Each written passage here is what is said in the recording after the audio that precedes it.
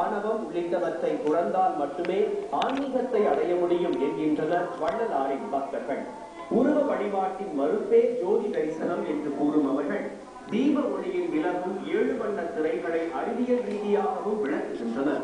கருப்பு திரை, நீலத்திரை, செருப்பு திரை, மஞ்சள் திரை, வெள்ளை திரை, கலப்பு திரைன்னு 7 வித திரை வச்சு இந்த 7 வித குத்தம் உங்களுக்கு இருக்கு. இந்த 7 வித குத்தமும் உங்களை விட்டு போச்சுனாக்கா அது இருக்கிற இறைவன் உங்களுக்கு நல்லா தெரியுமாங்கிறத செயல்பாடா கான்கிரீட்டா காட்டுறதுக்கு தான் இந்த 7 திரை அமைச்சு அந்த ஜோதி வழிபாடுன்னு ஏற்படுத்தி கொடுத்தாரு. பசிப்பிணியை போக்கினால் ஞானம் பெறலாம் என்பதற்காக வடலூரில் தர்மசாலை அமைத்தார் ராமலிங்க அடிகள். இப்போதும் அங்கு 24 மணி நேரமும் மக்களுக்கு சுவையான உணவு பரிமாறப்படுகிறது. சத்திய ஞான சபையின் சிறப்புகள் ஒருபுறம் இருக்க அவற்றுக்கு இடையான சர்ச்சைகளும் இருக்கின்றன.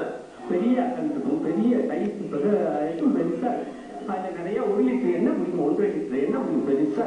அந்த திரி வந்து பெரிய திரியை போட்டுக்கும், திரியை போட்டு ஏற்கும். அது வாசிக்கு பெருசா இவ்வளவு நீளம் பெருசா இருக்கும்.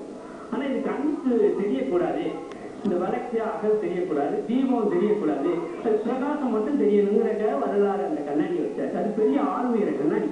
அந்த கண்ணாடியில் முன்னாடி இருந்து பார்த்தோம்னா பிரகாசம் தான் தெரியுமே தவிர இது விளக்கு தெரியாது, அது திரி தெரியாது, ஒன்றும் தெரியாது.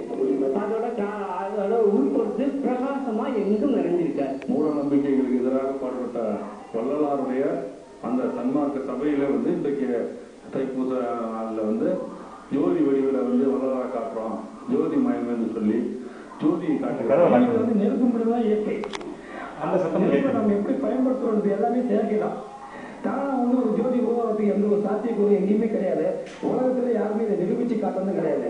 வாடிய பயிரை கண்ட போதெல்லாம் வாடினேன் என்று செடி கொடிகள் வாடியதை கூட காண சகிக்காமல் நெருப்பில் காட்டிய வெண்ணெய் போல உருகியவர் வள்ளலார். அவரது கொள்கைகளை கேட்டு தெரிந்து கொள்வதை விட பின்பற்றுவதே சிறந்தது. மூட நம்பிக்கைக்கு எதிராக முற்போக்கு சிந்தனைகளை கூறிய அவருக்கே கோயில் என்பது சமூகத்தின் முரண்பாடுகளில் ஒன்று. சன் செய்திகளுக்காக வெங்கட், மகாராஜா மற்றும் ஜோதிமணி. இனி வருவது செய்தி துளி.